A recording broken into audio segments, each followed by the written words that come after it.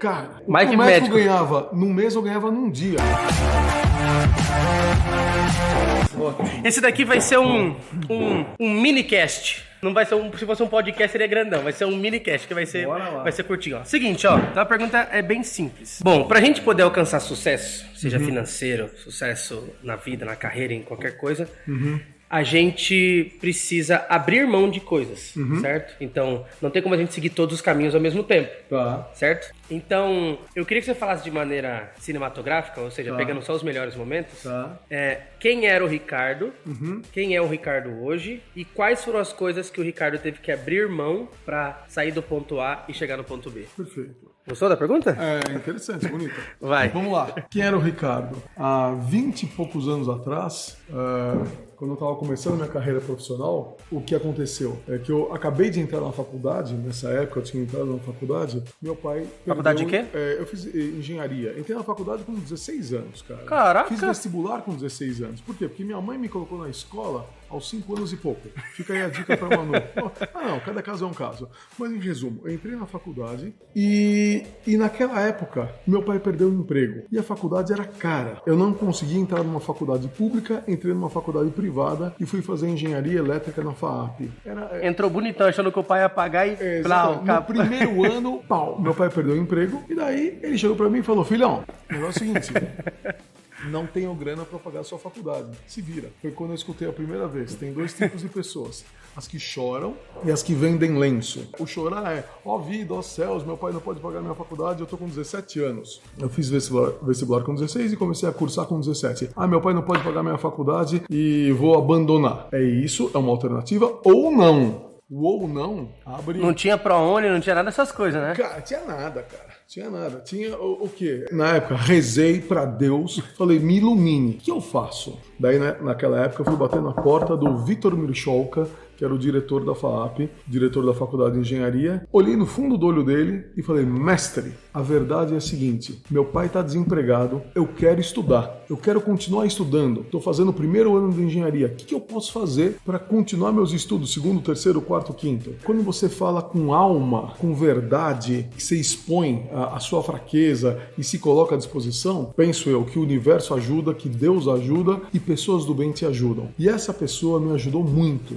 Na época me deu uma monitoria de computação na FAAP. Você começou a trabalhar então para poder pagar? Eu comecei a trabalhar e ele me dava 100% de bolsa. E além disso, a FAAP começou a fechar convênio com algumas empresas, convênios de tecnologia da informação. A faculdade precisava de professores que dessem treinamento de informática nas empresas. Em resumo, eu comecei a dar alguns treinamentos de informática. Então quem era o Ricardo naquela época? Cara, um aluno cujo futuro eu estava super incerto, mas eu busquei uma oportunidade, e essa oportunidade eu lembro que aconteceu o seguinte, o que um médico recém-formado ganhava num mês, eu ia ganhar num dia, dando aula eu ia ganhar num dia, por que? Não sei, talvez até porque não existissem instrutores de informática naquela época. Só que você dava instrutor de informática para grandes empresas. Para grandes empresas. E quem abriu essa porta para você foi a faculdade. Foi a faculdade. Então, cara, você tá numa situação delicada, você pode ficar chorando no seu canto sozinho. Caraca, ou e aí não. nasceu. E aí. O final dessa história eu já sei, mas agora vai ficar. Mas eu não sabia que o começo era esse. Ou não. Isso aí, você pode ficar chorando a vida inteira, ó vida, ó céus, ó destino. E outra coisa, só pegando um adendo, só pegando um adendo aqui, ó. O Ricardo, ele pode falar que não, talvez ele vai negar isso que eu vou falar agora aqui, mas o Ricardo, ele é na minha visão, tá? Ele é o imperador do network. Esse cara, ele consegue qualquer coisa de qualquer pessoa. Você não tá entendendo, né? Porque ele não quer nada de você. Mas se ele quiser, ele vai conseguir. Esse aqui, ele tem uma lábia. Ele se treinou na arte de convencer os outros a fazer o que ele quer. Aí é o seguinte, qualquer jovem, eu não teria feito o que você fez. Eu teria pensado em vender doce na rua, eu teria pensado em fazer qualquer coisa pra pagar a faculdade. Você falou, por que eu, sendo um moleque de 17 anos, não posso bater na porta do dono da faculdade? Cara, na verdade... Ninguém pensaria nisso. E nota, naquela época, eu estudava com uns sobrenomes. A FAAP sempre teve excelentes sobrenomes da sociedade brasileira. Sobrenome quer dizer só cara... Pessoas bem posicionadas socialmente, herdeiros, sucessores e tudo mais. Eu era um um Zé Ninguém ali. Mas não me restava uma outra alternativa. Eu acho que eu fui iluminado para tentar falar com o professor. E eu lembro que tinha a secretária do mestre, a dona Otília Rossano, alguma coisa assim. E a dona Otília era uma senhorazinha que me ajudou muito a fazer essa ponte com o professor Vitor. Então eu penso o seguinte, hoje, para qualquer pessoa em qualquer situação, se você tem uma vontade legítima, genuína de crescer, honestamente, se é algo que tá no teu DNA, que você não vai trapacear ninguém, cara, tudo dá certo. Deus te ilumina, as portas se abrem, o sincronismo do universo acontece e aí, quando eu consegui a bolsa de estudos, teve o desdobramento. Eu gosto dessa palavra desdobramento, porque daí a FAP precisava de um professor para dar aula em empresas. E eu lembro que eu fui dar aula numa multinacional. Ou seja, o cara que entrou como bolsista virou professor da faculdade. Exato. Na verdade, eu dava aula de laboratório de computação para ter uma bolsa e também comecei a dar aula pela faculdade dentro de algumas empresas. Uau. E a minha primeira aula, eu lembro que eu fui dar esse treinamento, eu tinha 17 anos, e eu fui dar esse treinamento numa multinacional suíça e existiam... E aí você já estava ganhando bem. Cara... Mais que médico ganhava num mês, eu ganhava num dia. Dando esse treinamento? Com 17 anos? E a minha primeira aula, vem uma pessoa, que Deus o tenha, André Luiz Anete de Albuquerque. Ele era diretor de RH dessa multinacional. Ele chega, levanta a mão e fala, cara, você tá começando a dar esse treinamento, beleza, mas quem é você? Quem é você? Você tem... Quantos anos você tem, cara? E nem tinha me apresentado, ele já dá uma porrada assim no bom sentido, por quê? Tinha o presidente da empresa fazendo o treinamento, diretor de RH, diretor de produção, tinha uma série de pessoas de peso. Só a galera foda. Cara, e ali era a minha oportunidade de fugir da pobreza, de mudar de status. E eu lembro que quando ele fez essa pergunta, até entendi a pergunta dele, e depois nós viramos excelentes amigos, e tem umas histórias muito surreais. Quem que era esse cara que você virou? André Luiz Anete de Ele era o quê? Diretor de RH de uma grande multinacional. Show. E daí quando ele fez a pergunta, cara, quem é você? Meio que pensando, seu jovem, seu garoto, seu moleque, o que você veio falar aqui pra gente, né? Daí eu falei o seguinte, a verdade, qual que é a verdade? Não adianta fugir. A verdade é, eu sou um aluno universitário, estou cursando o primeiro ano de engenharia, eu sei que o senhor tem muitos anos de experiência, 20, 25 anos de experiência, o senhor tem mais do que a minha idade de experiência, mas do assunto desse treinamento, do sistema operacional que eu vou estar dando treinamento, eu estudei muito e eu sou uma das pessoas que mais conhecem disso no Brasil, se não o que mais conhece desse tipo de ferramenta, que era o sistema operacional CIG, isso aí anos atrás. Daí todo mundo deu uma risada, pediu um voto de confiança e foi um treinamento lindo. Dei o primeiro, dei o segundo, dei o terceiro, dei o quarto treinamento. E eu lembro que as aulas eram, Tiagão, de manhã, de tarde, de noite e também de sábado e domingo, porque essa grande multinacional tinha dado computadores para os familiares, os funcionários, para os familiares que trabalhavam na empresa. E eles precisavam fazer treinamento de sábado e domingo. E foi a minha oportunidade. Eu falei, putz, é aqui que eu vou fazer a diferença, é aqui que eu vou estar me realizando. Então, naquele período, eu comecei a dar esses treinamentos e conheci meu sócio e a gente fundou uma empresa naquele momento. E olha só o que foi essa empresa. Na verdade, como a gente dava muito treinamento de informática, e daí, por exemplo, uma empresa tinha 1000 computadores, com 1000 usuários. Imagina, depois que você dá o treinamento, esses usuários sozinhos na frente do computador, eles têm dúvidas de como utilizar o computador. E daí nós criamos uma empresa, um plantão de tirar dúvidas, um help desk, um service desk.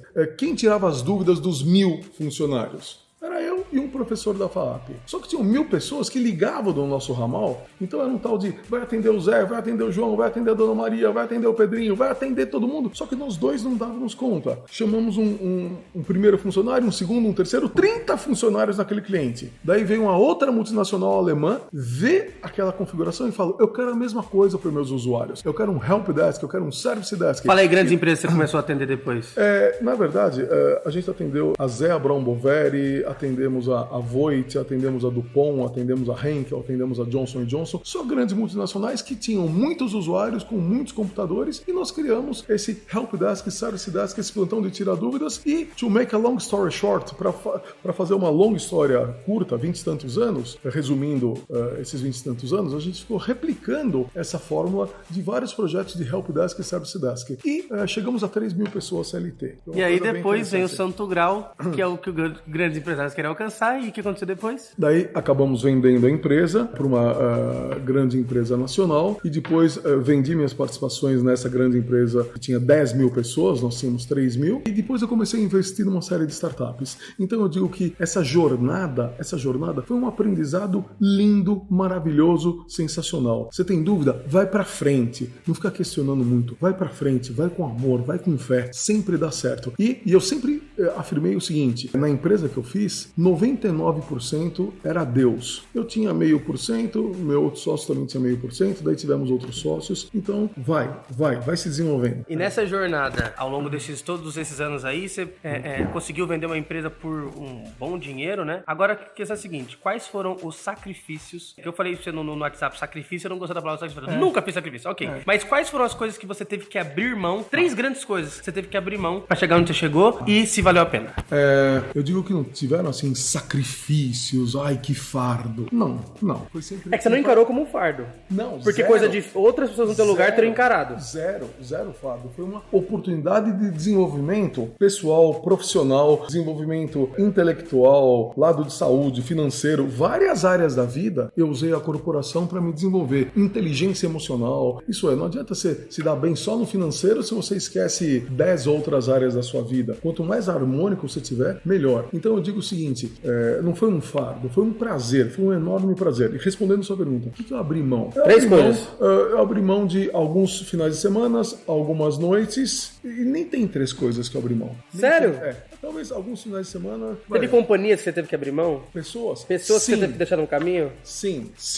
Ótima pergunta. Até as escolhas. Ontem, quando eu estava na sua casa, com a minha esposa e com o meu filho, você falou uma coisa muito interessante de novos ciclos de amizade, que no fundo é a metanoia. O que é a metanoia? Ambientes novos, pessoas novas, conhecimentos novos. Isso te leva para um outro patamar. Eu vivi muito essa metanoia. E daí, eu tive alguns amigos e colegas de faculdade, até almocei com um essa semana, que tá na mesma situação de 20 e tantos anos Exatamente, atrás. até hoje, né? Uma coisa Delicado, que né? eu li uma coisa muito, muito top, assim, que fala o seguinte, que evolução é atualizar suas crenças. Ótimo, aprendi. Evolução é atualizar suas crenças. Então, por que a gente prospera? Porque a gente atualiza o que a gente acredita. Porque se a gente acredita nas mesmas coisas, logo a gente é capaz de conquistar aquilo que a nossa mente é capaz de imaginar. Entende? Uma vez que eu atualizo o que eu acredito, eu atualizo também os meus sonhos. E agora eu acredito em coisas novas, coisas maiores, coisas mais grandiosas, coisas mais ousadas, entendeu? Então, evoluir é atualizar suas crenças. Então, quando você encontra um amigo desse da escola que tá no mesmo lugar, ele não atualizou as crenças dele. Cara, eu ia de carona com ele,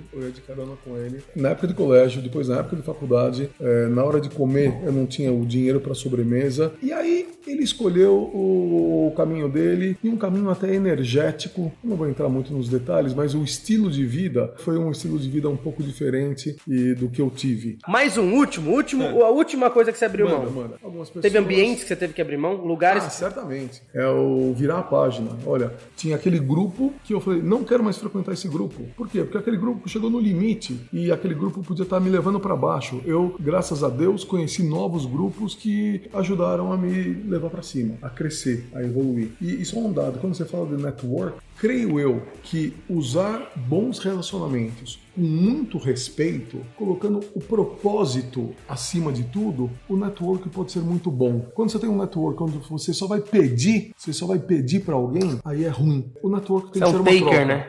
Você só pega. Exatamente. Pegando uma parada que você falou, olha aqui, fazendo a retrospectiva da tua própria história, uma coisa que você acabou de falar. Você falou o seguinte, que o cara perguntou, quem é você? Essa é a pergunta que mentalmente todo mundo se faz, ou todo mundo faz quando conhece alguém. E se essa pergunta for bem respondida, o network prossegue. Se essa pergunta for mal respondida, o network prossegue. E não quer dizer que essa pessoa vai te perguntar. Todas as vezes que a gente conhece alguém, naturalmente o nosso cérebro pergunta, quem é esse cara? Quem é essa pessoa? E se a gente não conseguir responder subliminarmente essa pergunta, seja de maneira visual, seja de maneira o nosso ecossistema, o nosso contexto provar isso, as nossas palavras provarem isso, esse network não vai adiante. E aí o cara falou em alto e bom som pra você, e talvez ali foi uma das grandes viradas pra você ser o cara do network hoje. Quem é você? É só uma coisa. Aí você falou assim, eu sou estudante, eu sou isso, eu sou aquilo. Você admitiu primeiro quem você era, porque não dá pra você mentir que você era foda, exatamente. mas você falou o seguinte, eu sou o cara que mais conhece desse sistema no Brasil. Cala tua boca e me escuta.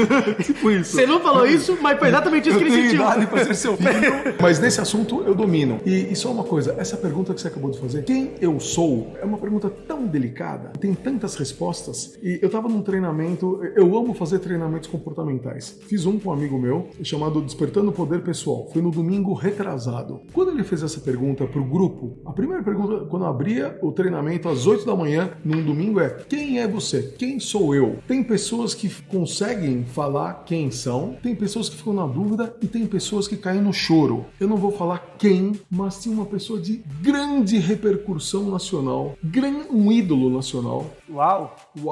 Que... Fala aí, só pro vídeo crescer, só pra... Não vou pra dar 1 milhão de visualizações no vídeo, depois a gente entra com os advogados pra poder... Não vou falar. E quando foi perguntado quem sou eu, o cara tava perto de mim e começou a chorar. Uau! Começou a chorar, porque ele teve uma etapa linda da vida, encerrou essa etapa de esportista e tá se reposicionando, a pessoa travou. E aí, o quem sou eu? Faz essa reflexão, quem é você? Tem várias respostas. Por exemplo, hoje eu sou o pai do Léo, eu sou o marido da Denise, sou filho do Francisco, filho da Leda, sou filho amado de Deus, sou um empresário da área de tecnologia da informação, várias composições. Vê quem você é, se identifica, vê o que tá faltando e vai buscar. Uau!